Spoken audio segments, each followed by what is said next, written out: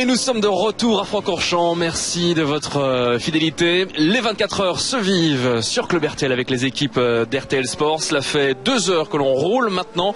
Où en est-on, Philippe Jacquemotte? Eh bien, c'est la voiture que vous voyez, la Corvette numéro 5, celle pilotée par Marcel Fassler qui est toujours en tête.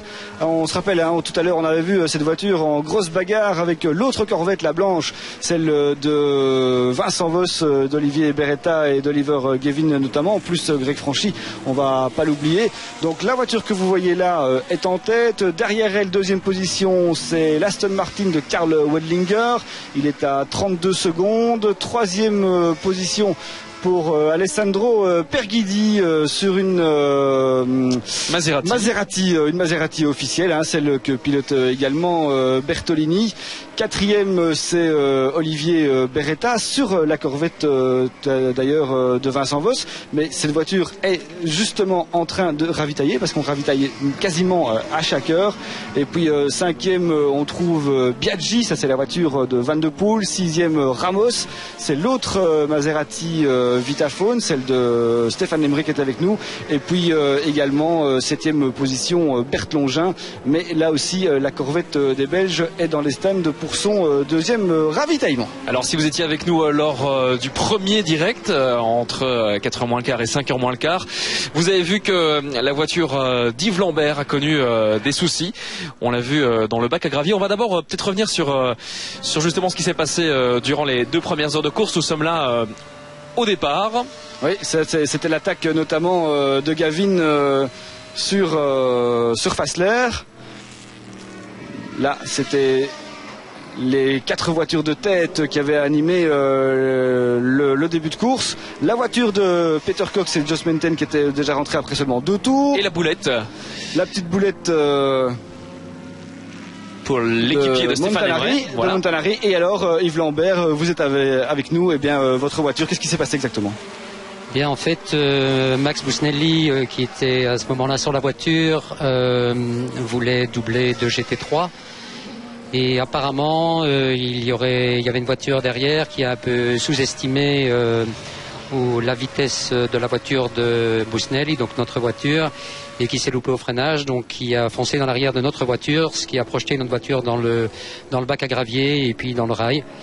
Heureusement, donc ils ont pu rentrer et nous avons pu réparer, mais bon, 25 minutes d'arrêt, donc ce n'est pas exactement ce que l'on espérait. Mais non, parce que à cause de ça, vous êtes relégué à la 42e position, à 14 tours de leader, évidemment. Enfin, c'est une course de 24 heures, il va encore se passer plein de choses, mais c'est vrai que c'est pas non plus le début de course idéal. La voiture qui était 3e, eh bien, vous venez de la voir.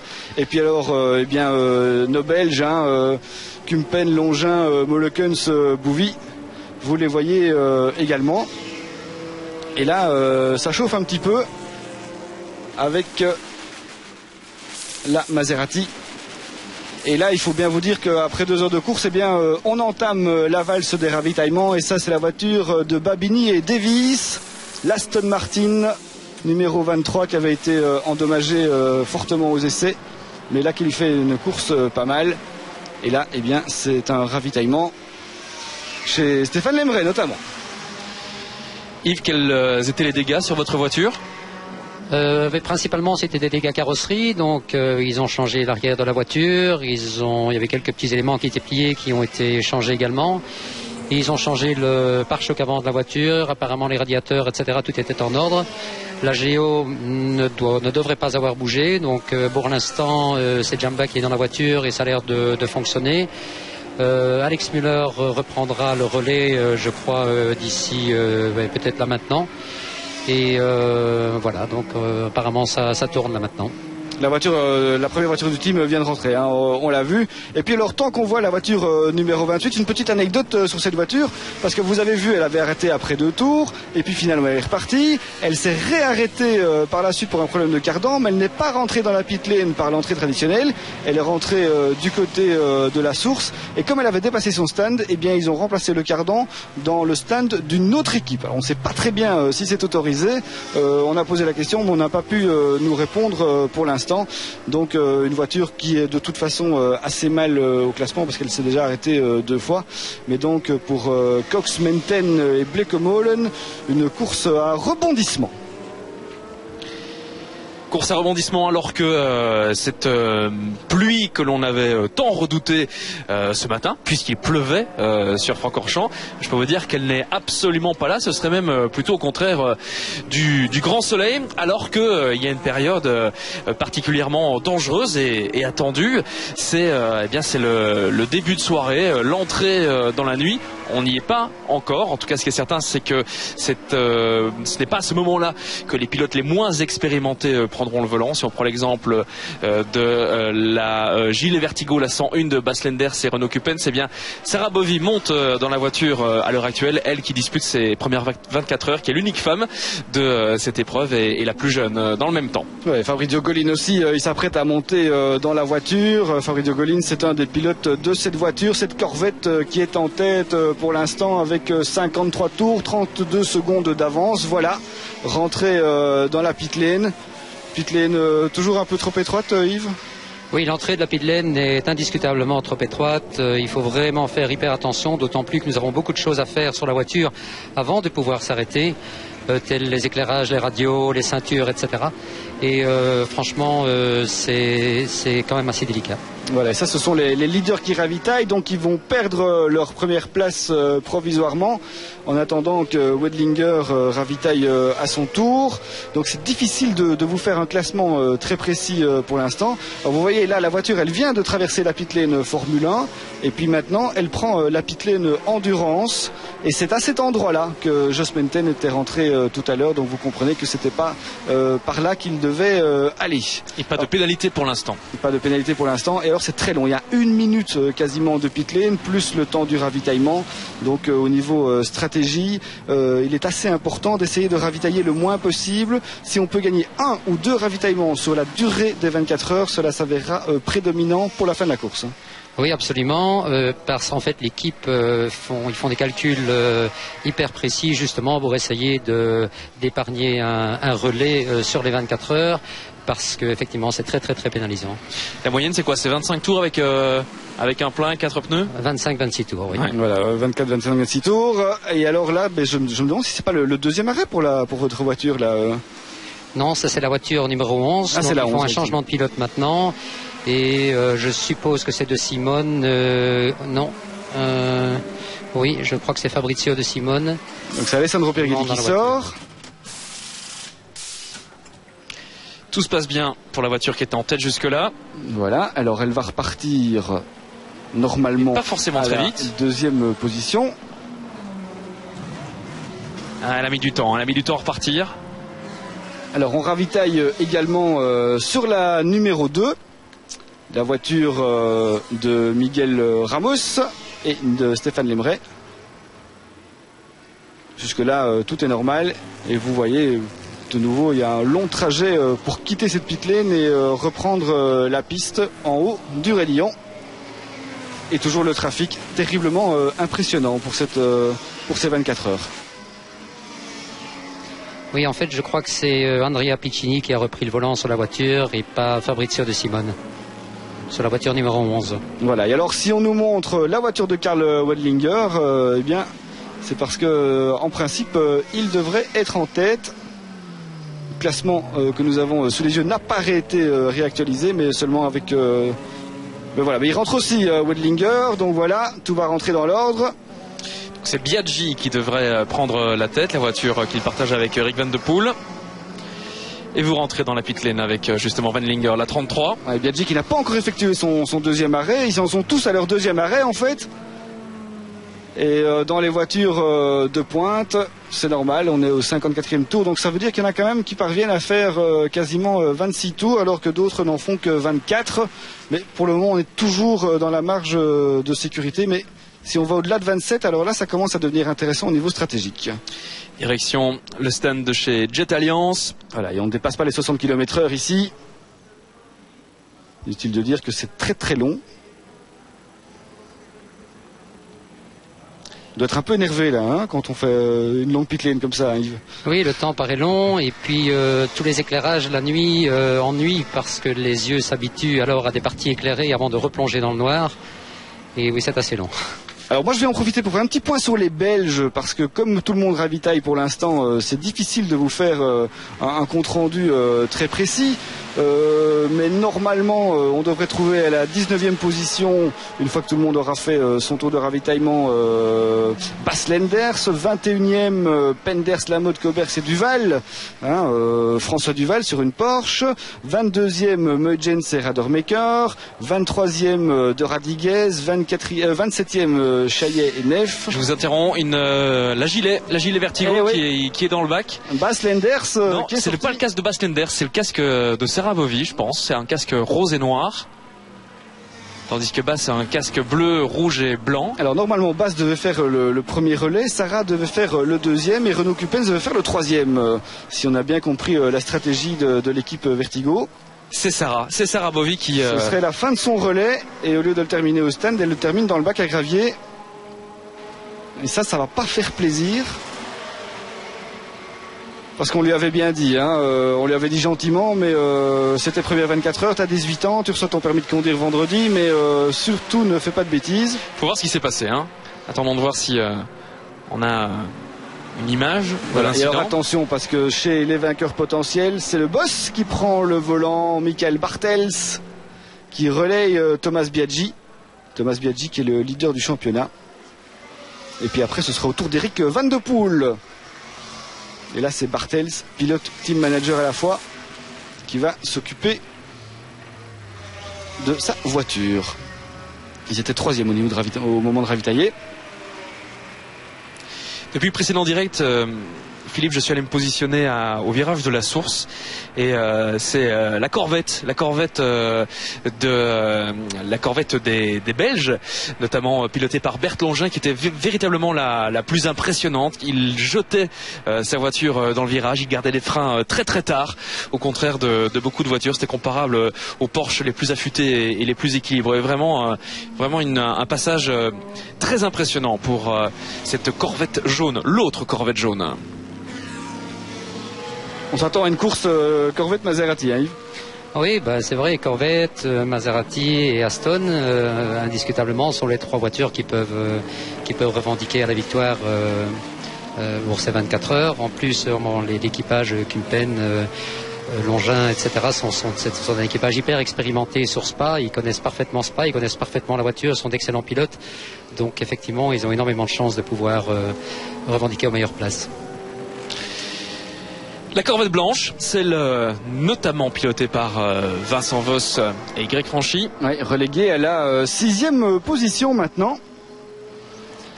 Et c'est Vincent Voss qui est au volant. Alors que tous les leaders, que tous les ténors de la catégorie GT1 ont ravitaillé maintenant. Ce qui nous donne le classement suivant. Fabrizio Golin sur la Corvette numéro 5. C'est la jaune que vous voyez depuis tout à l'heure. Wedlinger qui a récupéré sa deuxième place. Par contre, bonne opération pour Thomas Biaggi. Relayé à l'instant par Michael Bartels, puisqu'ils sont à la 3e position. Kumpen et Longin sont 4e. Alessandro Pierguidi 5e. Vincent Voss 6e. Matteo Bobbi sur l'autre Maserati du team Vitaphone est 7e. Voilà la voiture de Vincent Voss, actuellement 6e au classement. Vincent qui voulait à tout prix rouler avec Greg Franchi. Et vous le voyez, Vincent, le voilà. C'est lui qui a dit à Luc Alphand, moi, il y a un gaillard que j'aime bien, que je connais bien, qui cassera pas la voiture, qui ira vite, qui ira devant, c'est le bon équipier. J'aimerais bien que ce soit lui. Et d'ailleurs, Vincent a tenu le même discours à d'autres teams, parce que vous le savez, d'une année sur l'autre et durant les 12 mois qui séparent chaque épreuve, eh bien chaque pilote tente de trouver le meilleur volant. Et là, en l'occurrence, ils l'ont fait en couple. Vincent a été voir quelques teams avec toujours l'envie de travailler avec Greg. Greg qui fait une toute belle année d'ailleurs dans les autres disciplines auxquelles il participe. Et ça y est, ils sont ensemble. Et pour l'instant, ça se passe plutôt bien avec une 5e place. Mais encore une fois, il faut que tout ça se rétablisse puisque nous sommes dans les changements. Et attention, une Ferrari, c'est la numéro 50. Ça, c'est une des bonnes Ferrari du GT2. puisque c'est celle de Tony Villander et Dirk Muller qui est parti à la faute. Je sais pas Yves si vous pouvez nous éclairer un petit peu. Non, pas vraiment, j'essaie de comprendre où ça se trouve. Oui, c'est vrai que là l'image est très serrée, on voit pas du tout exactement où il est. Indiscutablement, mais il a touché, on dirait. Il a touché à l'avant et les radiateurs doivent avoir quelque chose parce qu'on voit la vapeur d'eau qui s'échappe des radiateurs. Il a du mal à tourner le volant à droite, regardez. Ouais. Une voiture qui est en tête du championnat GT2, qui a déjà gagné. Nous ne sommes pas à Blanchimont là. C'est le Liège. Oui, c'est ça, c'est le Liège, c'est la descente vers le double gauche. Tout à fait. Voilà, et voilà, il va quand même réussir à repartir, Dirk Muller. Mais ça n'a pas l'air facile. Hein. Oui, et puis le problème, si les radiateurs sont touchés, ça va être la température moteur. Si la route est encore longue pour pouvoir arriver à l'entrée des pits, des stands, et donc j'espère pour lui que ça va pouvoir le faire. Voilà, et pendant qu'il rentre, nous on va vite en profiter pour faire une petite page de pub. À tout de suite.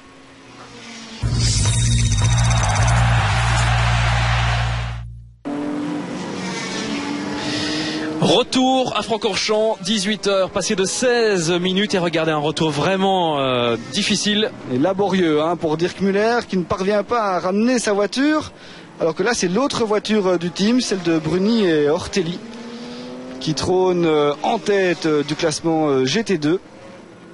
Elle n'est qu'à 2 tours.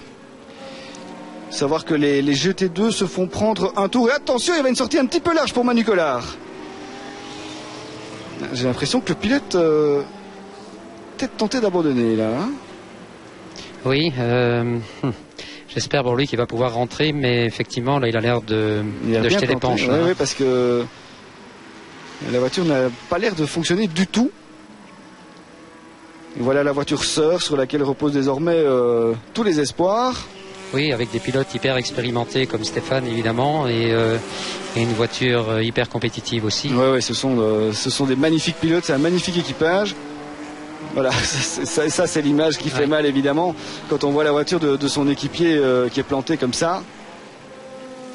Et ils sont candidats, ce sont les vrais candidats à la victoire en GT2. Il faut bien l'admettre. Absolument. Et visiblement, il n'arrivait absolument pas à tourner le volant. Il est allé droit dans le bac à 60 à l'heure. Et attention parce que Emmanuel Collard avec Malucelli, ils sont juste derrière. Il n'y a que 2 secondes d'écart. Et là, c'est une belle bagarre parce que c'est la bagarre Ortelli-Collard. C'est la bagarre Porsche-Ferrari. Voilà, la Ferrari qui rentre. C'est normal, les GT2 ravitaillent grosso modo 5 tours après les GT1. Par contre, la Porsche, elle continue un petit peu. C'est quand même tout bonnement incroyable de voir toutes ces voitures oublier totalement le vibreur à la sortie de la chicane et oublier totalement les vibreurs en haut du raidillon. C'est presque du jamais vu. Ça arrive de temps en temps quand on perd un peu le contrôle, Yves, et c'est autorisé. Mais alors là, carrément, ça trace tout droit dans le raidillon. C'est pas autorisé, mais c'est interdit, mais c'est pas sanctionné. Regardez, hop, tout droit, tout droit, tout droit. Je sais que notre écurie a posé la question à la direction de course en début de course en se disant mais tout le monde coupe le dessus du raidillon, est-ce normal? Enfin, je vais dire, nous devons normalement avoir 2 roues de la voiture qui restent sur la piste. Et donc apparemment, effectivement, c'est autorisé. Il faut savoir que ce sont vraiment les 2 seuls vibreurs que l'on peut toucher sans aucun problème pendant 24 heures sans endommager la voiture. Et donc, on les utilise pleinement, effectivement. Voilà, et chez Bruni Ortelli, on rentre au stand. Ça va, sur ces pilotes, sur ces voitures, il n'y a que 3 pilotes, alors que sur les GT1, pour la plupart, il y en a 4. Donc ils ont préféré rouler à 3, ce qui n'est pas nécessairement une mauvaise stratégie, dans la mesure où l'équipage est plus homogène, comme nous disait Eric Van de Poel. Belle prestation aussi, je crois, de la Mosler de Vincent Radermacher, qui, je crois, se situe en 20e position maintenant et première en GT3, si je me trompe. Exact. Première en GT3 et 2e position pour la voiture numéro 107. C'est une GT3 Cup De Castro, Premoli, Barbaro et Nani. Ravitaillement chez Paolo Ruberti également sur cette Ferrari 430 du team Edil Chris également, une sérieuse candidate à la victoire. Et chez Bruni Ortelli, on est reparti. Puisqu'on parlait des G3, ce serait intéressant de voir ce qu'est devenu la Gilet Vertigo. La dernière fois que nous l'avons vue, elle était visiblement en difficulté dans un bac, c'est ce qu'on devinait à l'image. Jusque-là, elle était plutôt en forme dans la catégorie G3. La voici, la Gilet Vertigo, elle rentre, mais doucement au stand avec le fond plat abîmé visiblement. Ouais, Sarah Bovic essaye de ramener la voiture. La voici enfin. Tandis que Yves Lambert, eh bien lui, il va aller prendre son relais justement. Merci Yves de nous avoir accompagnés pendant ces 21 minutes. Et on espère vous retrouver ce soir et demain bien sûr, maintenant que la voiture a été réparée. Avec grand plaisir. Puis rassurez-nous, ne faites plus de bêtises. Je sais que c'est pas vous, mais voilà la Mossler dont vous parliez tout à l'heure. Tout à fait. Précisément. Un grand merci en tous les cas Yves. Yves. À bientôt, Bonne chance Yves. pour la suite de votre course. C'est la valse des ravitaillements. Et que de faits de course, Philippe, depuis 2 heures et pratiquement 30 minutes. Il s'est passé énormément de choses, beaucoup de casses, beaucoup, j'allais dire d'abandon, en tout cas beaucoup de casses. Et là, voilà, on voit ce qui s'est passé. C'est une sortie. C'est au pif-paf, c'est à la sortie du pif-paf. C'est une bête sortie, on va dire, mais ça pardonne pas. Et c'est bizarre parce c'est comme si la voiture avait décroché d'un seul coup net. Elle était pourtant bien à l'intérieur, bien à la corde. Et puis d'un seul coup, on la voit partir comme ça sur la droite. Et ça va les agacer. Je peux vous dire que Bas Lenders, il va pas être content. J'espère qu'elle va bien, Sarah, parce que elle a un peu volé au-dessus du bac. Elle n'a pas vraiment eu le temps et l'occasion d'être ralentie. Une Vertigo New Look, on vous l'a dit, c'est une nouvelle version, c'est la Vertigo .5 puisque c'est la 5e version depuis que Tony Gilet construit des Vertigo. Vous voyez, l'avant est légèrement différent, les ailes également, les ailes arrière plus larges, et tout juste ce qui a permis de mettre les mêmes pneus que sur les Ferrari en GT2. Là où elle est sortie, on est à fond de 3e. On est environ à 140 km/h. On se prépare à passer la 4e pour aller vers le Jobé. Donc c'est quand même vite. Et ils ont fait beaucoup de mécanique sur cette voiture puisqu'il est arrivé ici quasiment brut de fonderie. Il a fallu tout régler, tout mettre au point. Et bien voilà, ils vont pouvoir recommencer, travailler un petit peu ce soir, les mécaniciens de chez Gilet. On retrouve la tête de la course. Fabrizio Golin, 60 tours accomplis. Il tourne en 2,21. Derrière lui, on a Robert Lechner, l'équipier de Karl Wendlinger, sur l'Aston Martin, qui roule exactement dans le même temps. Et puis on a Anthony Kumpen à la 3e position. Là, ça, c'est pas mal parce qu'ils ont gagné un petit peu avec les ravitaillements. Et chez Anthony Kumpen, justement, ils sont tous partis pour faire un double relais. Donc il y avait 2 doubles relais pour Longin, 2 doubles relais pour Kumpen, 2 doubles relais pour Mollekens, et puis il y aura 2 doubles relais pour Fred Bouvy. Et on faisait un peu la tête ce matin dans le clan belge, puisque le warm-up s'est déroulé sous la pluie, que Frédéric Bouvy est sorti, et c'est suffisamment rare que pour être souligné. Et Didier de Radigues à l'écran, je vous coupe, mais c'était furtif. C'était furtif. Et on faisait doublement la tête puisque sous la pluie, eh bien, la Corvette rendait 8 secondes au top des chronos avec 0 explication. Il était très compliqué de trouver justement la raison de cet écart soudain avec les voitures de tête. Et comme le disait Kurt, eh bien, à l'heure qu'il est, les ingénieurs ont les mains dans les cheveux, ce qui veut tout dire. Attendons de voir. Pour l'instant, sur l'essai, ça se passe bien pour eux. Les chronos sont bons. Attendons de voir si jamais la pluie arrive, eh bien, s'ils ont trouvé la solution pour récupérer les 8 secondes manquantes. Voilà, et puis là il y avait un drapeau jaune mais on n'a pas vu pourquoi. Par contre Robert Lechner, il continue son petit bonhomme de chemin. 2e position pour cette Aston Martin que l'on n'attendait pas vraiment à cette place, en tout cas en début de course. Eh bien elle fait mieux que tenir son rang et elle fait mieux que jouer son rôle d'arbitre, cette voiture. Parce que s'il n'y a pas véritablement de voiture officielle, en tout cas chez Aston, ce qui est certain, c'est que chez Jet Alliance, on n'est pas le team le plus proche de la marque. Et pourtant, vous le voyez, il se débrouille très bien avec cette 2e position pour l'instant et un très bon rythme soutenu. Oui, parce que s'il fallait chercher une Aston Martin, eh bien ce serait plutôt la 23 de la BB Scuderia, c'est la verte avec la calandre jaune. Mais voilà, chez Jet Alliance, on a gagné à Monza alors que les Vertes n'ont pas encore gagné. Et puis là, on est deuxième à 24 heures, aux 24 heures de Francorchamps. Et ça, c'est quand même un excellent résultat. Et Lechner qui soulage un tout petit peu dans le bas du raidillon, histoire de s'assurer le point de corde. Et puis qui après remet Godas, comme on dit. Et alors, il n'y a qu'un Belge sur le podium pour l'instant. Enfin, il y en a 4, je veux dire, mais il n'y a qu'un équipage avec des Belges à bord pour l'instant, puisque ce sont nos Gaulois, Kumpen, Longin, Molekens, Bouvy. Pierre Guidi sur la Maserati bleue, 4e. Vincent Vost, 5e. Michael Bartels, 6e. Et Matteo Bobby sur l'autre Maserati Vitaphone. Et 7e. On retourne chez Tony Gillet. C'est dommage, hein. Décidément cette épreuve ne veut pas sourire aux équipes de Tony Gillet. Voilà les 3e, le Racing for Belgium. Et eux aussi nous avaient dit, nous on est là pour gagner, on est là pour prendre une revanche sur Oschersleben. Vous êtes dans la voiture avec Anthony Kumpen. Et rien à signaler, hein. Elle fonctionne, elle tourne comme une horloge. Tourne même assez vite, en 2 minutes 18 contre 2 minutes 18-6 pour la voiture de tête et seulement 2 minutes 22 pour l'Aston Martin de Wedlinger Lechner. Longin qui, je vous le disais, rentrait vraiment très tôt dans le virage de la source, qui jetait pratiquement la voiture.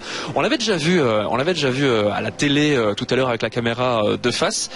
Et j'ai voulu en avoir le cœur net et aller voir ça de côté. Et effectivement, il rentre très très tôt, il garde les freins longtemps, ce qui prouve un excellent équilibre de la voiture. Vraiment très impressionnante cette C6R. Ouais, alors les ravitaillements ont commencé dans la catégorie GT2, donc là maintenant c'est cet autre classement qui est complètement bouleversé. Donc on va pas en parler tout de suite, parce que les informations qu'on pourrait vous donner seraient obsolètes après seulement 30 secondes. La voiture qui est actuellement 4e, la numéro 11 de Bertolini Piccini, De Simone et Pierre Guidi. Voilà, la voiture sort de Yves Lambert qui était avec nous il y a 5 minutes. C'est la voiture de pointe du team et c'est même la voiture de pointe de Maserati. Maserati qui a un partenariat privilégié avec le manufacturier de pneus Pirelli. Alors que les autres, les Vitaphone, celles de Eric Van de Poel, sont chaussées en Michelin. Et quand ils sont passés chez Michelin, eh bien Maserati a dit tant pis pour vous, mais nous on va plutôt s'occuper de la voiture du team Playteam Sarafri, notamment pilotée par Andrea Bertolini, qui est quasiment un pilote officiel usine. Et du côté des autres corvettes, les anciennes, les C5R, eh bien, la meilleure d'entre elles pour l'instant est à la 9e place. C'est la numéro 18 que Stephen Bellingen pour l'instant pilote. Il est aux côtés de Soulet, Duet et Koons. Voilà, et alors une petite information du côté de Sarah Bovy, c'est un problème de crémaillère de direction qui l'a empêché de tourner convenablement et de prendre son virage dans les meilleures conditions. La sanction a été immédiate puisqu'elle est sortie.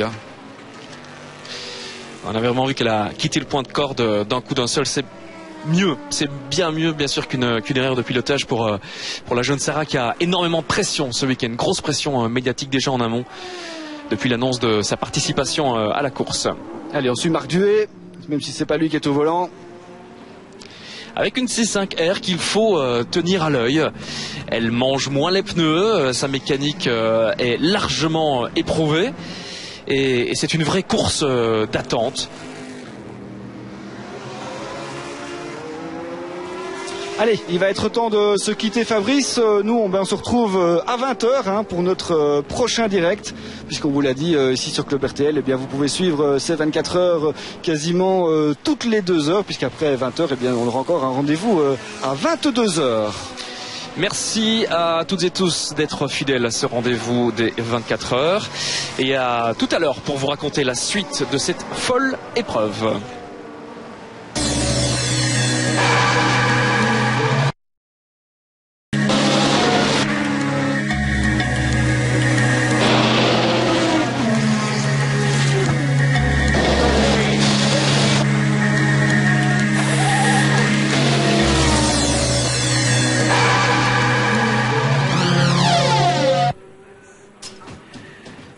soir tombe doucement sur Francorchamps et c'est le rendez-vous avec notre troisième direct depuis ces 24 heures. Et Philippe Jacquemotte, nous sommes en compagnie de l'homme de tête. Oui, Frédéric Bouvy, alors qu'il reste très exactement 19h59 et 15 secondes à rouler. Et la voiture que vous avez à l'écran, eh bien, si elle a été en tête longtemps au départ, eh bien, pour l'instant, elle n'est plus qu'en 4e position. Elle vient de ravitailler son 4e ravitaillement. On ravitaille toutes les heures. Et par contre, en tête, eh bien, c'est une autre Corvette qui lui ressemble un petit peu, hein. Elle est jaune également. C'est un ancien modèle et c'est celle que pilote notamment Frédéric Bouvy qui est avec nous. Alors Frédéric, 4 Belges en tête sur une vieille Corvette en plus à Francorchamps après 4 heures de course. C'est assez fabuleux ça. Hein. Oui, d'abord bonsoir. Oui, c'est sûr que c'est fabuleux. Donc la voiture que vous avez à l'écran, c'est une Corvette C6 qui n'est pas la mienne. Nous, on roule avec une Corvette C5, une génération de voitures qui a 3 ans.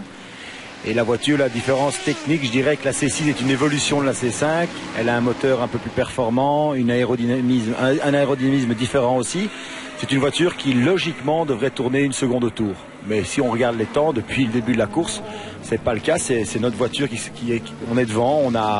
On a aussi peut-être opté pour des pneus différents. Donc, on roule tous avec des Michelin. Toutes les voitures de tête sont en Michelin. Oui, quasiment. Oui. Quasiment. Et on a fait un choix, je crois, judicieux. Il fait froid ce soir. Il fait froid depuis le début de la course. On a choisi une gomme un peu plus tendre que les autres, qui ne se détériore pas parce qu'il faut savoir qu'on change toutes les heures.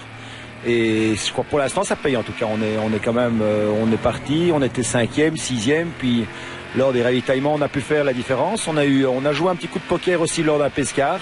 On est rentré, on est sorti derrière le pescar à 2 secondes près, on était bloqué au feu. Donc là on a vraiment fait un très très beau coup. C'est d'ailleurs là qu'on a pris la tête. Donc je crois que. Est-ce que vous avez réussi à ressortir juste avant le pescar, ce qui vous a permis de faire un demi-tour quasiment. On l'a fait à la NASCAR où le pescar dès qu'il arrive on plonge dessus. Non, il faut savoir que bon, je roule. On a créé un petit concept qui s'appelle United for Belgium. Fort parce qu'on est 4 Belges, un francophone, 3 néerlandophones. On est dans un team qui est PK Racing, qui est un team qui est basé à Assel, qui est un team francophone belge. Et tous les mécaniciens sont belges. Donc il y a tout notre team, des pilotes aux mécaniciens, on est tous belges. Donc on joue un peu cocorico la couleur de la Belgique. Voilà, et c'est la voiture qu'on vient de voir. C'est pas la vôtre non plus, mais c'est celle de votre copain Vincent Voss, qui s'en sort pas mal puisqu'il est 5e, associé à Greg Franchi qui est au volant pour l'instant, un belge également. Et puis alors cette voiture là, celle-là, elle nous étonne. Elle est excellente. C'est la voiture de Karl Wendlinger. Pour l'instant, c'est Ryan Sharp qui est au volant. Elle est 2e à une quarantaine de secondes des leaders. Et on l'avait présenté comme étant l'arbitre du duel Maserati-Corvette. Et finalement, elle est plus qu'arbitre puisque c'est carrément une protagoniste. Et avec la stratégie qu'elle a, elle ravitaille, je crois, chaque fois un tour après vous. Et ils sont pas mauvais du tout pour l'instant hein, chez Wendlinger. C'est une voiture, il faut savoir qu'il y a eu il y a un peu moins d'un mois les 24 heures du Mans. Elle a gagné sa catégorie en GT1. Donc elle a battu les Corvettes, ce qui n'était plus arrivé depuis 3 ans au Mans. Il faut savoir que le ralliement FIA, vu que la Stone était un petit peu derrière, ils ont lâché un peu les brides. Ce qu'on peut dire, c'est qu'ils ont donné des brides d'admission plus grandes. Donc ça veut dire qu'on rentre plus d'air dans le filtre à air, donc on a plus de puissance. Et la voiture, là, elle est on voit l'écart, 45 secondes avec vous. Nous, tout à fait. Donc voilà, c'est maintenant, ça va jouer dans les stands. Et c'est une course de 24 heures, on va tous plus ou moins avoir le même rythme. Donc quand on regarde les chronos, il y a à chaque fois 5 dixièmes ou 1 seconde des 3 voitures qui sont devant. Maintenant, c'est la gestion des stands, la gestion des pescars. Et puis, course de 24 heures, c'est quoi? C'est pas avoir d'ennui mécanique. Et la gestion de la météo, on nous signale à l'instant qu'il pleut au raccordement. Ouais, on vient de voir des gouttes là. Pluie au virage 15. Frédéric Bouvy, on dit dans le paddock que Michelin, ici, est venu avec une gamme de pneus beaucoup plus étendue que Pirelli, vous confirmez? Tout à fait, ils ont une gamme de pneus très très étendue, ils ont 4 sortes de pneus pluie. J'en ai un peu fait malheureusement les frais ce matin, c'est-à-dire que il y a dans les 4 teams de pointe, ils ont chacun mis un set différent. Moi j'avais un set qui n'était pas du tout approprié à la condition de pluie de ce matin, je me suis mis dans les GT toucher les pneus, pas grave heureusement puisque la voiture on la voit elle est devant. Mais bon là on est maintenant et on a pu avec les quatre teams différents qui ont roulé, on a pu vraiment faire le choix de ce qu'on a besoin en fonction de la densité de l'eau sur la piste et aussi de la température, c'est très important ces 2 facteurs. Donc maintenant s'il vient à pleuvoir, on ne le prendra plus, on aura les bons pneus au bon moment. Et s'il pleut, vous êtes vraiment bien, une voiture vieillissante mais encore fortement efficace, on est en train de le constater sur le sec, un moteur extrêmement coupé beaucoup pleut, des pneus riches en termes de choix. Bref, tout va bien, quoi. Ouais, il faut savoir qu'en réglage, par exemple, on vient de le voir, c'est dommage, mais on vient de le voir, la voiture, quand elle descend de Séverin, si vous regardez un peu, la voiture rebondit. Donc ça veut dire qu'elle va se tasser, elle va remonter. Si vous voyez par exemple une Maserati ou une Aston Martin, elles vont... Là, je vous interromps parce qu'on voit votre voiture voilà, alors qu'on l'attendait depuis tout à l'heure et on vient de franchir le cap des 101 tours. Je vous laisse terminer votre explication. Et donc quand on voit les Aston Martin et les Maserati, quand elles tombent de leur vérin, elles restent très plates. Donc on a une voiture qui est beaucoup plus souple, qui est bien mieux amortie, ce qui veut dire plus souple, bien meilleure sous la pluie. Donc c'est un compromis de voiture qui est... Il faut savoir que l'année passée, Kumpen et Longin, avec qui je roule, avaient une C5 et une C6. Oui. Ils ont vraiment étudié la question et ils ont dit voilà, qu'est-ce qu'on garde pour l'année prochaine, la C6 ou la C5, et ils ont opté pour la C5. Il faut savoir qu'ils étaient en tête du championnat FIA GT avant d'arriver ici.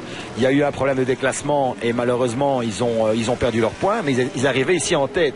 C'est pas par hasard avec une voiture qui vient de 3 ans quand on voit les Maserati qui sont, il faut pas se leurrer, c'est l'usine derrière. Hein, quand on voit les voitures, c'est des Formule 1 avec une carrosserie. Voilà, et Kurt Mulekens qui s'apprête à prendre le volant.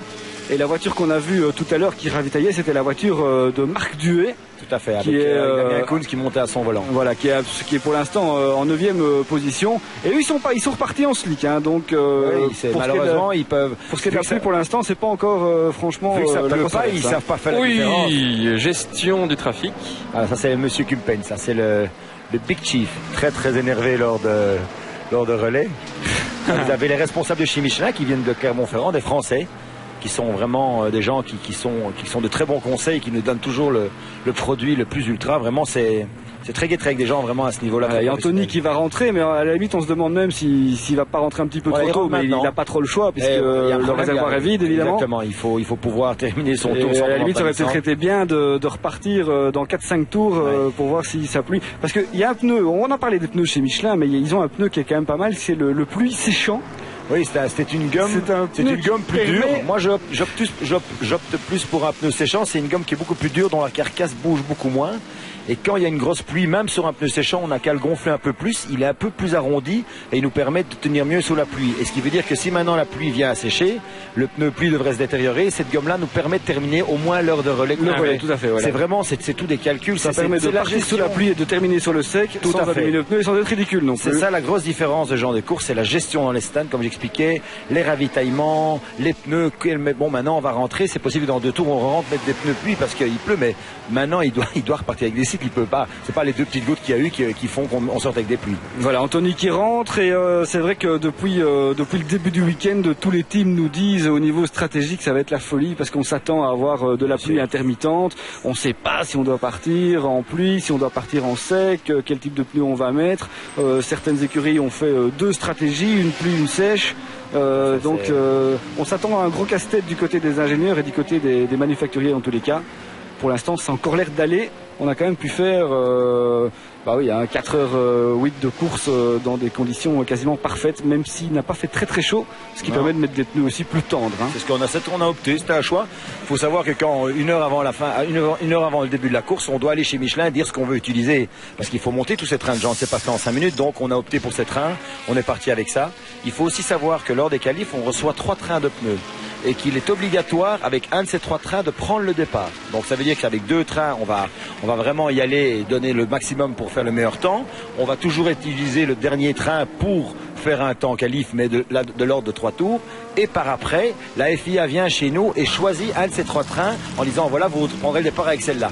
Alors après, on essaie toujours de proposer évidemment celui qui a le moins de tours. Mais ça, c'est le concept du FIA. C'est comme ça que ça marche pour les qualifs. Voilà. Et du coup, Ryan Sharp, l'associé de Karl Wenninger, a pris la tête de l'épreuve. Deuxième, c'est vous maintenant. Troisième, c'est Piccini sur la Maserati bleue du team Sarafri. Tout à fait. Quatrième, Mike Ezemans sur la Corvette jaune qu'on a vue avec la grosse flèche rouge. Cinquième, c'est Vincent Voss. Sixième, Stéphane Lemray. Septième, Alessi, ça c'est une Aston Martin, c'est celle qui a la calandre jaune, c'est celle de Fabio Babini. Et huitième, Eric Van de Poel qui a fait une petite sortie tout à l'heure. Une petite erreur, là, il a essayé de passer au combe et je crois qu'il n'a pas touché la voiture, mais il a préféré se mettre en tête à queue que de toucher l'autre voiture qui s'était rabattue sur lui. Et on en parlait hors antenne tout à l'heure, hein, Frédéric, ces deux Maserati, la 1 et la 2 de Van de Poel et Lemray, on les attendait devant, ils nous avaient dit que ce serait flat out dès le départ. Ils sont flat out, mais je ne sais pas pourquoi, pour quelle raison. Et alors si vous regardez dans les 5 premiers, donc vous avez donc nous, Sharp, Piccini, Hezemans, Franchi, Lemray. Ça c'est tous des pilotes Michelin. Et allez-y, la Aston Martin que vous parliez, c'est le team BMS qui lui est soutenu par les pneus Pirelli. Attendez, Piccini c'est quand même un Pirelli. Ah non, pardon, désolé. Le troisième il est Pirelli. Désolé. C'est vrai que l'année passée c'était Bartels qui avait les Pirelli, qui a décidé de changer de manufacturier à travailler avec des Michelin. À ce moment-là, il a perdu le soutien de Maserati, parce que Maserati étant très très fort lié avec Piccini maintenant, avec des Pirelli. Donc ils sont partis avec le team les Sarafri qui font rouler deux voitures. Voilà, et notamment cette voiture, celle de Piccini, c'est aussi celle de Bertolini, exactement, qui était le vainqueur de l'an dernier associé à Bartels et Van de Poel, et qui est le pilote essayeur pour la Scuderia Ferrari en Formule 1. Alors Frédéric, j'ai pas rêvé, hein, votre voiture, elle va arriver bientôt à la source. Vous rentrez avec cette voiture très tôt dans la source. On a l'impression que vous la jetez. J'espère qu'on va le voir maintenant avec Kurt, ça sera son premier tour, Kurt au volant. Aller doucement. Ouais, c'est sûr qu'on a une voiture qui est beaucoup plus vive. Elle a un train avant exceptionnel. Et ça nous permet vraiment on freine et on plonge à la source. Je crois que si vous me laissez 5 cm entre le mur et la voiture, c'est ce qu'il y a. Ah ouais. C'est une voiture qui a une maniabilité et un changement de cap qui est exceptionnel. Voilà la voiture dont on vous parlait. Et on vient de quitter Eric Van de Poel qui était dans la ligne droite des combes avec sa Maserati. Eric Van de Poel qui est en 8e position. En 7e maintenant à la faveur des ravitaillements. Et sa 5e victoire, elle est pas encore faite pour Eric. Il faut pas non plus, je veux dire, c'est une course de très longue haleine. On a roulé, ça fait combien de temps de course maintenant? Maintenant, ça va nous faire... ça fait 4h12 de course. Il nous reste 20 heures ou 23 heures aidées. Donc là, vraiment, c'est la mécanique. Une course d'endurance, je crois qu'on est tous aptes à rouler convenablement et à rouler assez vite. C'est vraiment la mécanique et la gestion dans le team, c'est ce que j'ai expliqué tout à l'heure, qui fera la différence. Vraiment, il faut savoir que nous, dans le team, je ne sais pas comment et par quels moyens ils le font, mais à chaque ravitaillement, on gagne 20 secondes sur toute la concurrence. Ah ouais. Ils ont un système, je ne sais pas, d'abord, les mécaniciens en changement de roue sont imbattables. Nous, on s'est entraîné hier pendant, je dirais, 2 heures, salopette, combinaison au cagoule, à changer de pilote. Il faut savoir que quand j'ouvre la porte, parce que Kurt, c'est maintenant, je vais prendre son relais. Kurt va sortir de la voiture, je vais m'accrocher dans la voiture, je vais mettre mes ceintures, accrocher ma radio, accrocher mon système pour boire. Il va fermer la porte et on aura fait ça en 12 secondes. Wow. Et avec le système Anne, ce système qui protège le cou. Moi qui suis très grand et cette voiture, cette Corvette, c'est vraiment une petite monoplace. C'est pas facile du tout. Ouais, tant qu'on parle des ravitaillements, il faut savoir que sur la voiture de Stéphane Lemray, par contre, les 4 pilotes ont des tailles différentes. Alors, une petite anecdote sur cette voiture, c'est que Stéphane Lemray, il roule quasiment sans baquet. Il a juste une toute petite coque pour protéger son dos de la carrosserie. Et alors, il y a Ramos, lui, qui a un double coussin. Un double coussin. Et puis, alors, il y a les 2 pilotes italiens qui, eux, ont carrément un siège. Donc, c'est un système de siège télescopique. Tout à fait. Chacun arrive avec son petit siège. Et puis, alors, après, on les retire dans l'autre sens. Tout à fait. Van de Poel a un mauvais secteur, là, le secteur numéro 1. On doit le faire en 23.2, le rapide. Il est en 2.45. À mon avis, il a un petit souci technique. Là, je sais pas ce qui se passe, mais il faut voir. C'est parce qu'il est quand même. Voilà, on est avec sa voiture d'ailleurs. Il a dû faire une erreur ou quelque chose. Oui, parce qu'elle a l'air de bien tourner là. Ouais, parce que là, il a quand même été 2 secondes 20 moins vite que ce qu'il aurait dû faire à cet endroit-là. Dans le secteur numéro 1 qui conditionne le passage à la ligne de départ jusqu'au freinage des combes. Ça, c'est le secteur numéro 2, 1. Secteur numéro 2, c'est des combes jusque sortie Blanchimont. Et puis après, on a le secteur numéro 3. Voilà, il commence à pleuvoir sur la vitrine, sur les vitres ici. Ah oui, exact. Ouais. Voilà, donc ça va être bon. Donc, très très léger. Ça va pas changer dans le classement vu qu'on a tous déjà ravitaillé. Ah, la 33 rentre. La 33, donc, qui avait pris la tête, elle rentre maintenant. Un tour après vous, hein, c'est normal. Vous avez ravitaillé au 103e, eux, ils sont au 105e. Exactement. Il y a toujours. C'est étonnant parce que vu que avec les grosses brides qu'ils ont reçues, ils devraient consommer plus que nous. En tout cas, ils devraient. Et là, apparemment, ils consomment moins que nous. Donc, c'est vraiment. Voiture qui a gagné à Monza, hein, sur un circuit rapide. Exactement. Donc, un circuit très très rapide. Ça prouve qu'elle est quand même plutôt en forme. Et d'ailleurs, le team Jet Alliance est un team qui monte en puissance depuis le début de la saison. Bon team. Ils ont fait l'année passée le championnat et ils n'étaient pas à la fête. Et maintenant, ils sont vraiment dans le coup et ils gagnent des courses. Ils sont vraiment ils mettent les gaz. Il faut quand même, c'est piloté par Karl Wellinger, qui est quand même un ancien pilote de Formule 1, qui avait eu un gros accident à Monaco, exact, qui était à moitié paralysé, qui s'en est remis et qui est un gars qui met vraiment les gaz. Exact. Un petit mot juste avant la pub pour assurer le fan club d'Eric Van de Poel. C'était une erreur de chronométrage puisque on se rend compte que tout est rentré dans l'ordre. Donc effectivement, courte pause et on se retrouve juste après. Bienvenue au One.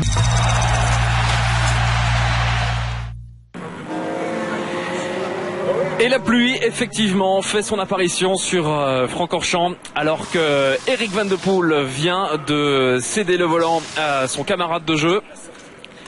Ce sont des pneus slick, néanmoins, qui sont montés pour l'instant. Effectivement, Frédéric, c'est pas suffisant en intensité de pluie que pour partir justement avec des gommes pour cette météo-là. Non, malheureusement, bon, ça fait mon affaire, mais à 1 minute près, je crois qu'il aurait pu rester là et mettre des pluies, où il aurait vraiment joué un très beau coup, parce qu'il aurait pu changer de pneu lors de son relais, ce qui était un gain de minimum un bon petit 2 minutes.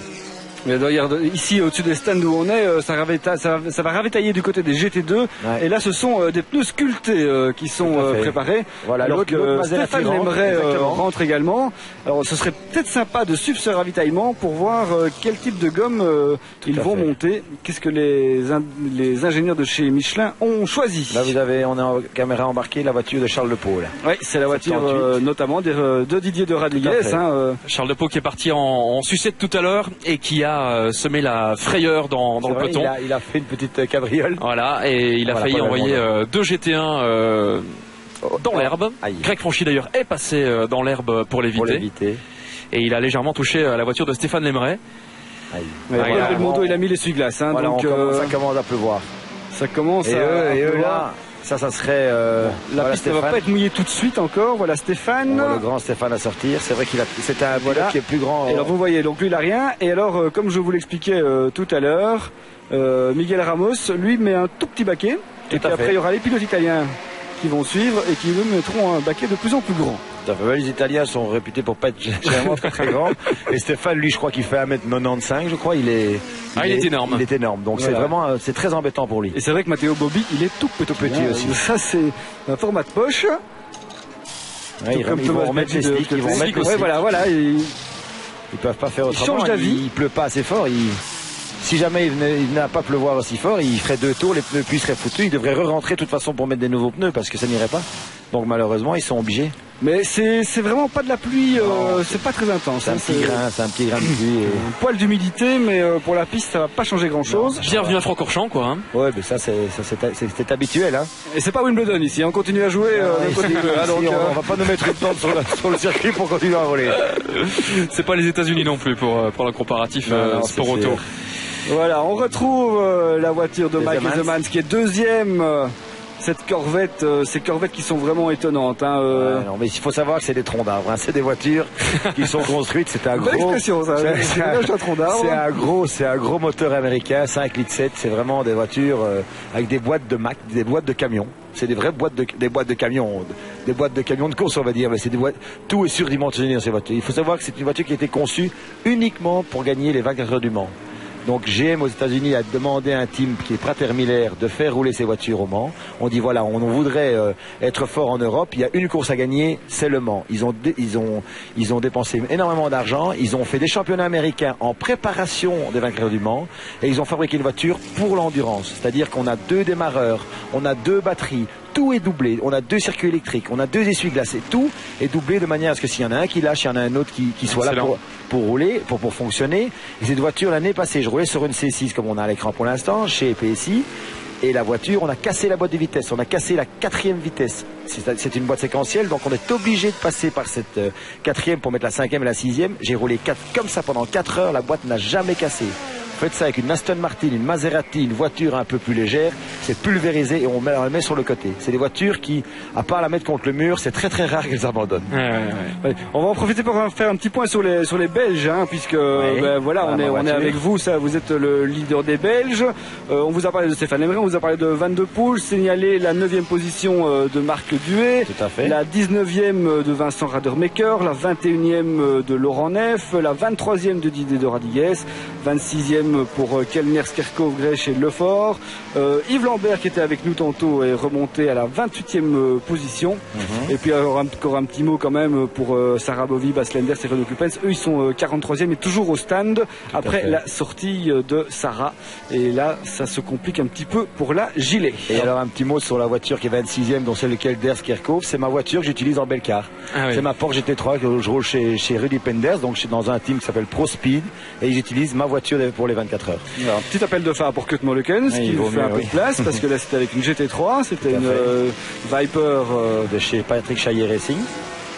Frédéric, des nouvelles de votre ami, de votre frère Vincent Vos. J'imagine que vous n'avez pas beaucoup le temps de vous voir entre les différents relais. J'ai été le voir à la sortie de sa voiture. Tout va bien, tout va vraiment bien pour l'instant. Ils sont 5 lignes, ils ont juste un souci.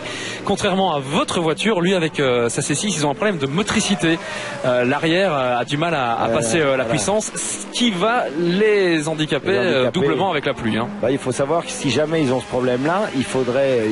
S'ils devaient régler la voiture à ce moment, pour qu'ils rattrapent du grip, ça leur prendrait une dizaine de minutes pour démonter, régler la suspension, enlever les roues et compagnie. Donc ils vont rouler comme ça.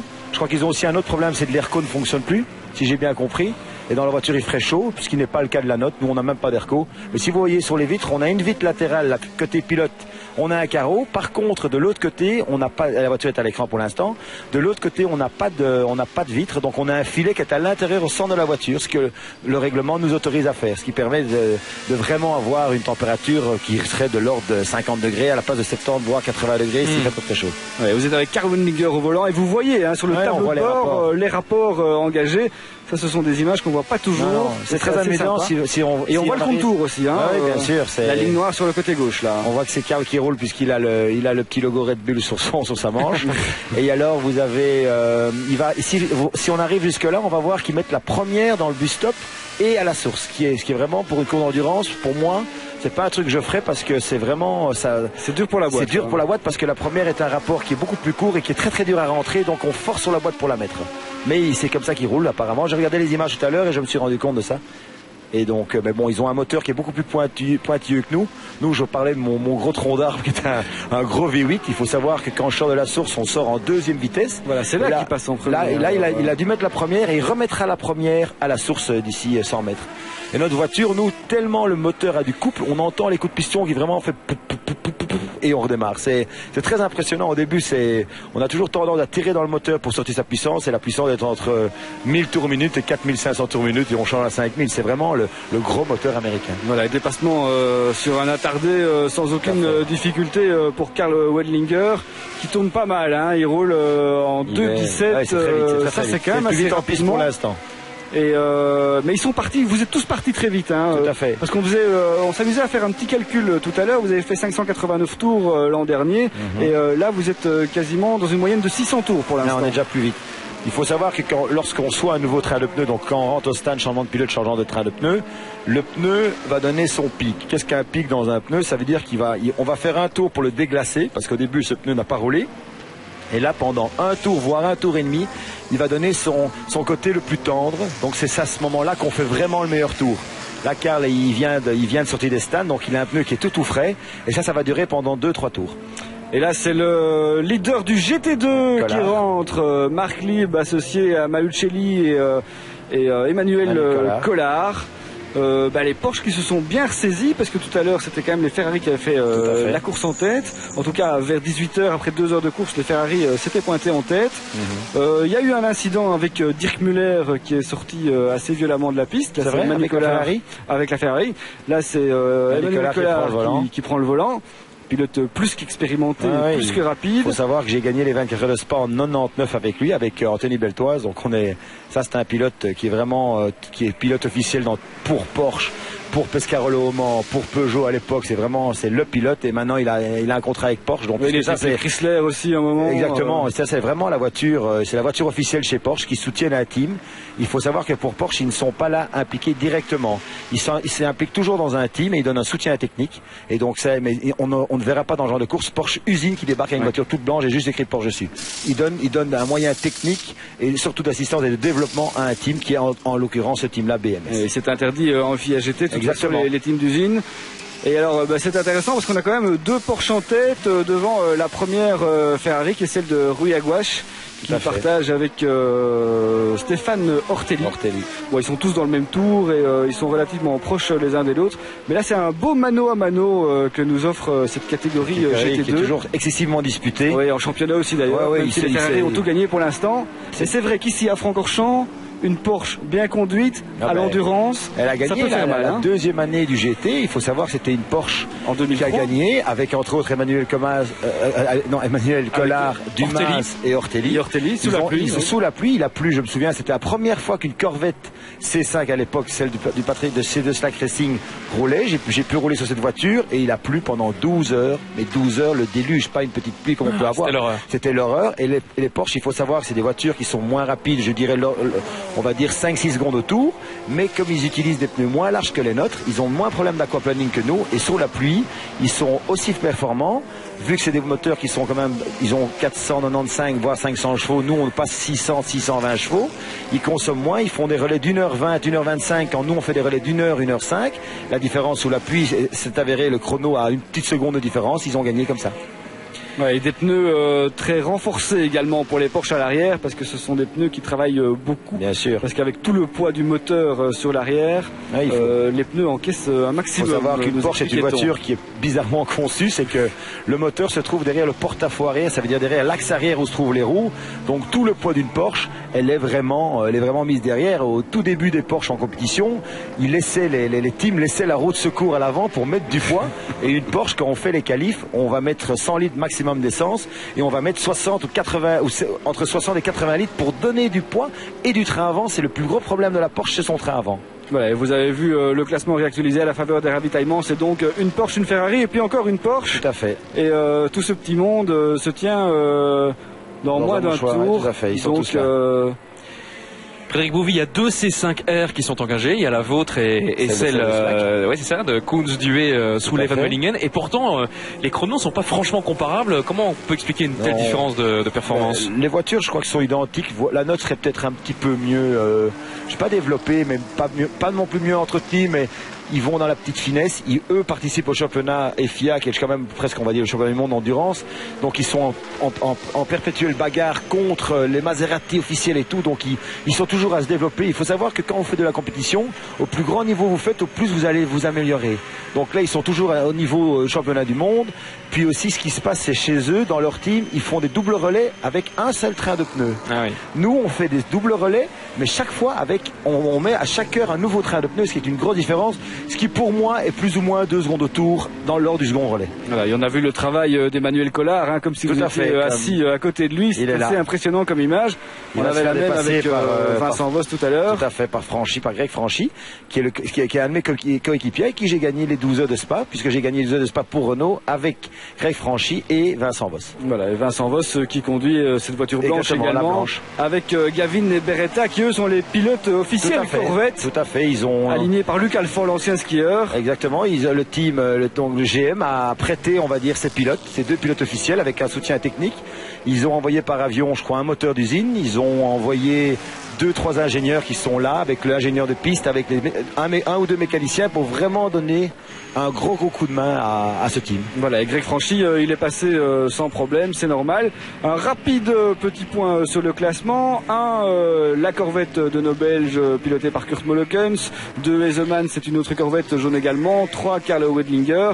Et puis en 4e position, on trouve la première Maserati. Exactement. Prochain rendez-vous Philippe Jacquemot, ce serait 22h10 par exemple. 22h10, on va dire ça, 22h10, pas mal, ça. On va faire ça. 22h15 même précision toujours s'il vous plaît. Tout à fait précis pour suivre, pour refaire un point de course. Là on sera quasiment après 6 heures de course, donc là ça deviendra vraiment intéressant au niveau stratégique. On pourra voir ce qu'il en est exactement. Fred, vous montez dans la voiture dans combien de temps? Moi je monterai au moment où vous prenez l'antenne, donc j'espère que je vous verrai, mais bon j'aurai difficile à vous parler, mais je prendrai mon relais, je crois à 1 ou 2 minutes près ensemble. Parfait, nous aurons un œil attentif sur vous. On fera un relais commun sur cet équipage noir, jaune, rouge qui est une bonne surprise, comme on le disait tout à l'heure. La voiture n'est pas forcément sortie d'usine là en 2007, mais ça se passe très très bien pour vous. Rendez-vous donc tout à l'heure 22h15 sur Club RTL. Merci Frédéric. Merci à vous, bonne soirée.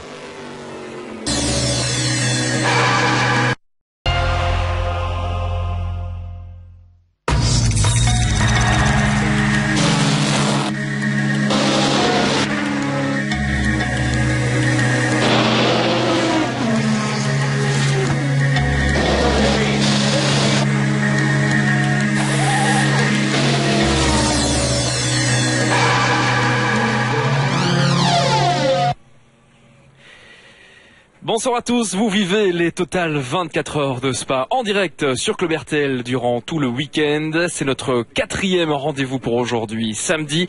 6 heures de course, il s'est déjà passé beaucoup de choses. Philippe Jacquemotte. Oui, 6h15 de course même précisément. Il reste 17h45 minutes et 23 secondes à rouler. Et effectivement, il s'est passé pas mal de choses parce que là, en fait, on vient d'atteindre le premier quart de l'épreuve. Et à l'instant, il y a un safety car qui est sorti pour l'accident de cette voiture. C'est la Ferrari numéro 62. Et ce safety car, il bouleverse un petit peu les stratégies. Alors, en fait, ce qui est intéressant à noter ce soir, c'est que la course maintenant, après 6 heures, commence à se mettre en place. Vous rappelez-vous, Fabrice, on a eu le départ avec les Corvettes qui étaient parties comme des avions, l'Aston Martin qui était plus ou moins bien mise en embuscade, et les Maserati qui étaient un petit peu à la rue. On se demandait un petit peu ce qui allait se passer. Et bien, après 5 heures de course, l'Aston Martin était toujours là, les Corvettes ont commencé tout doucement à faiblir, et ce qui est intéressant, eh bien, c'est que les Maserati du team Vitaphone, celle de Eric Van de Poel et celle de Stéphane Lemeret, eh bien, ont commencé à attaquer, notamment avec le pilote portugais Pedro Lamy, qui a commencé à aligner des temps canons. Il tournait en 2 minutes 16, alors que tout à l'heure, cet après-midi, il tournait en 2 minutes 20, donc 4 secondes plus vite. Il a amélioré 4 fois le record du tour, et ça lui a permis de remonter à la 6e et à la 5e et à la 6e position pour ces deux voitures, alors que tout à l'heure, quand on s'était quitté, eh bien, elles étaient 7e et 9e. Donc, les Maserati à l'attaque. Et alors, la voiture que vous voyez là, l'Aston Martin, eh bien, maintenant, elle est en tête avec Carlo Wedlinger, qui est le pilote de cette voiture, associé à Ryan Sharp. C'est la voiture qu'on n'attendait pas forcément, hein. Elle nous paraissait être la plus faible des Aston Martin. Eh bien, ce n'était qu'une impression. En tout cas, pour l'instant, nous n'en sommes qu'au premier quart de la course. Faut-il le rappeler, il va se passer beaucoup de choses. La nuit, sortie de route, la nuit, ce sont les mécaniques qui commencent à faiblir. On en parle depuis le premier direct, mais la pluie, à un moment ou à un autre, devrait faire son apparition. Et ceci dit, eh bien, contrairement aux autres années, on a connu une grosse hécatombe et beaucoup de faits de course, déjà pendant les 2 premières heures. Hein. Ça a été très très fort. Oui, alors la Stone, elle est en tête, ça c'est déjà sympa parce qu'on l'a considérée comme une arbitre, mais non seulement elle est en tête. Et alors le safety car qui est en piste pour l'instant, eh bien, il est rentré juste entre la 1 et la 2, et donc du coup cette voiture, eh bien, elle a quasiment gagné un demi-tour sur celle-là, la numéro 5 que vous voyez, qui est la Corvette qui était partie en pole position, celle de Mike Hesemans et de Jean-Denis Delétraz, actuel 2e au classement général. Et une lutte serrée entre cette voiture-là et la 3e, qui elle est la Maserati du team Sarafri, celle de Yves Lambert qui nous a rejoint tout à l'heure, la Maserati de Piccini et Bertolini. C'est aussi une voiture qu'on n'attendait pas vraiment. Eh bien, elle fait la course parfaite pour l'instant. On ne la voit pas, on ne l'entend pas, mais elle est toujours là et elle est toujours dans les bons temps. D'ailleurs, elle roule régulièrement en 2.17, 2.18, alors que les autres passent de 2.20 à 2.16 parfois. Elle est régulière comme une horloge, donc il faudra compter avec cette Maserati tout à l'heure. Pour l'instant, eh bien, on a un chouette classement puisqu'on a une Aston Martin, une Corvette et puis une Maserati. Et puis la 4e, eh bien, c'est la Corvette blanche du team de Luc Alphand, pilotée par Vincent Voss. Alors cette Corvette numéro 5 de Jean-Denis Delétraz, Hesemans, Golin et Fassler, cette C6R, elle est donc pour l'instant en 2e position. Et si vous étiez avec nous lors du précédent direct, eh bien c'était une autre Corvette qui était en tête de la course, une ancienne pour le coup, une C5, notamment pilotée par Frédéric Bouvy, notre précédent consultant. Eh bien quelques minutes après la fin du direct, cette voiture a connu des soucis. Oui, des gros soucis, un problème de durite de frein. Ils ont changé la roue et ils se sont rendus compte qu'il y avait une durite de frein qui était détachée. Il leur a fallu quand même plus de 6 minutes pour réparer. On vous parlait du 3e, eh bien le voilà, vous l'avez à l'écran. C'est Bertolini, Andrea Bertolini, le pilote italien, le pilote officiel de la Scuderia Maserati, on va dire ça comme ça, équipé par Pirelli. Eh bien, on vous disait, une course parfaite pour cette voiture. Il est épaulé par Piccini qui était 2e l'année passée, Bertolini lui qui a gagné l'année passée, et il va falloir compter avec eux parce qu'ils sont là, ils sont bien là. Et je vous disais, une course sans histoire, très discrète, mais terriblement efficace, et qui a eu raison de nos amis Bouvy, Molekens, Kumpen et Longin, qui eux sont redescendus malheureusement à la 7e position et relégués à un tour maintenant. Alors vous le voyez, ce ne sont donc pas les images du direct que vous avez à l'antenne, ce sont les dernières images, la dernière demi-heure de course avant le safety car, et justement, eh bien, à l'heure où nous vous parlons, ce safety car vient de passer une nouvelle fois sur ce qu'on appelle l'avenue Louise, la ligne droite des nouveaux stands F1 juste avant la source. Lumière, gyrophare allumé, ce qui veut donc dire qu'on est parti pour au moins un tour supplémentaire. Ceci dit, attention, il y a 2 safety cars et l'un des 2 peut donc rentrer au niveau du pif-paf de Malmedy, ce qui peut surprendre ceux qui éventuellement étaient distraits au briefing ou qui n'ont pas l'habitude des longs circuits comme celui-ci, un circuit de 7 km où d'un seul coup, eh bien, le safety car peut rentrer comme ça en bord de piste. Alors la voiture que vous avez à l'écran, eh bien c'est celle de Thomas Biaggi, Michael Bartels, Eric Van de Poel. Elle occupe la 6e position pour l'instant. Juste derrière la voiture sœur du team, celle de Stéphane Lemray, Montanari et Miguel Ramos notamment, qui elle est juste devant, qui est en 5e position. Mais on vous dit, hein, elles remontent, elles reviennent très très fort. Et c'est pas encore fini, hein. On les a peut-être un petit peu enterrés rapidement tout à l'heure. Mais ils sont là, ils sont pas loin, ils sont seulement à un tour. Donc il va encore se passer plein de choses. Et puis tant qu'on y est, moi ces images, je les adore parce que d'abord c'est beau, il y a les phares, mais il y a aussi les freins. C'est beau un circuit la nuit, c'est beau. Regardez dans les virages, hein. J'espère que le réalisateur nous entend, qu'il va pouvoir nous mettre des belles images de freinage avec ces disques rouges à l'intérieur de la roue, dans le moyeu. Aux combes par exemple, c'est-à-dire... Aux combes par exemple. Laissons-les passer le raidillon et puis retrouvons-les, pourquoi pas, dans quelques secondes au freinage des combes, un des plus gros freinages de ce circuit. On y arrive en 6e. Ah oui, c'est ça l'ambiance de 24 heures. Hein. C'est tous ces jeux de lumière, que ce soit les phares, que ce soit les petites antennes ou les petites lumières qu'on met à l'intérieur pour reconnaître les 2 voitures d'un même team, les numéros éclairés sur les portières. Attention, c'est ici que ça se passe. Donc c'est pas le meilleur endroit, hein, mais le bon endroit c'est Bruxelles en fait. On va y arriver. Là, normalement, il y a un chouette freinage où on pourrait bien voir ces disques bien rouges. Il faut voir comment les caméras sont disposées également. Voilà la voiture de Vincent Voss, on la cherchait tout à l'heure. 4e position. Cette voiture qu'il partage avec Greg Franchi, Olivier Beretta et Oliver Gavin. Et le safety car vient à nouveau de passer, gyrophare allumé, ça ne va donc pas repartir tout de suite. Non mais c'est bien parce que ça nous permet de faire un point sur le classement après 6 heures de course, après la première allocation de points également, puisqu'ici on marque des points après 6 heures, on marque des points après 12 heures et puis on marque des points après 24 heures. Et voilà, les freins là on les a bien vus sur la Corvette, sympa. Merci Serge, le réalisateur. Ryan Sharp qui est en tête de la course pour l'instant sur la voiture numéro 33. Ryan Sharp, ex-pilote WTCC dans le team Honda Jazz Motorsport. Ensuite, il a dévié, il a changé d'orientation. On l'avait croisé ici au 12h BTCS sur une toute petite Renault Clio. C'était en 2005. Oui, c'est ça, en 2005. Et le voici maintenant en tête de cette course. Voilà, et le safety car s'est effacé. La course est repartie avec le classement qu'on vous donnait et qu'on était en train de vous passer en revue. Voilà, l'autre Maserati du team Vitaphone, celle de Montanari, il est 5e. Une grosse attaque également. Et là, ils sont tous repartis, hein. Il fait beaucoup plus frais, on a pu monter les pneus tendres. Et la baisse de température aidant, le rendement des moteurs est nettement meilleur. Du coup, pour ceux qui ont une bonne vue, c'est maintenant qu'il va falloir frapper fort. Et jusque demain matin, 6 heures, il y a un coup à jouer. Ça, c'est toujours très sympa.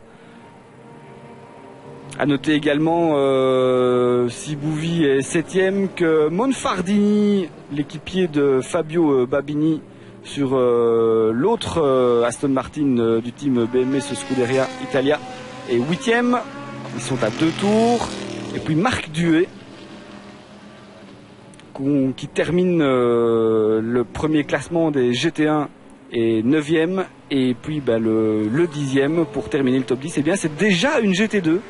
Et c'est la Porsche d'Emmanuel Collard et de Malucelli, qui elle est à 7 tours. Et finalement, c'est pas si mal pour cette Porsche, qui n'a donc concédé que 7 tours en 6h25 de course.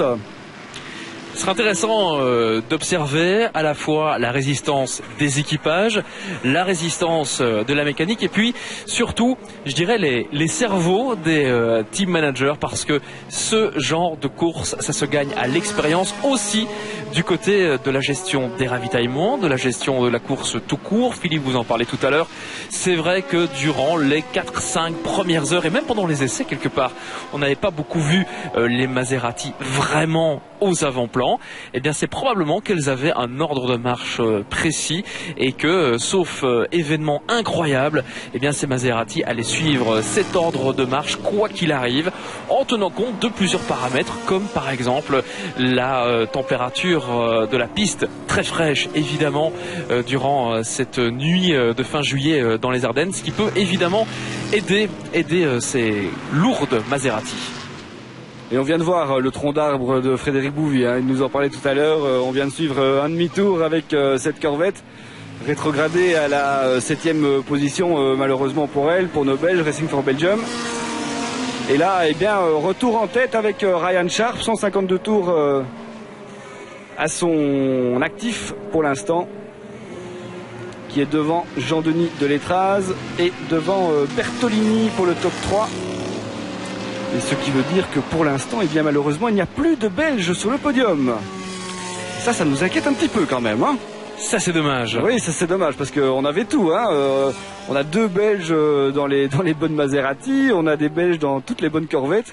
On a malheureusement pas de Belges dans cette Aston Martin, on n'a pas de Belges chez Delétraz, on n'a pas de Belges chez Bertolini. Il y avait Yves Lambert, mais qui est sur l'autre voiture, il n'est pas sur la Maserati, qui est malheureusement 3e. Donc le premier Belge pour l'instant, eh bien, c'est Vincent Voss, 4e position. Le 2e Belge, c'est Stéphane Lembray, 5e position. Le 3e Belge, c'est Eric Van de Poel, 6e position. Et le 4e Belge, ce sont les 4e Belges, Frédéric Bouvy, Kurt Mollekens, Bert Longin et Anthony Kumpen. Ils sont 7e. C'est une Martin qui est vraiment impressionnante. C'est la voiture la plus dure en course, la plus dure à piloter, la plus dure avec les pneus. Voiture extrêmement physique, comme la Maserati, du reste. Mais même plus dure que la Maserati, hein. Tous les pilotes qui ont eu l'occasion de conduire les deux nous disent l'Aston, c'est la voiture la plus radicale du plateau, la plus confortable étant la Corvette.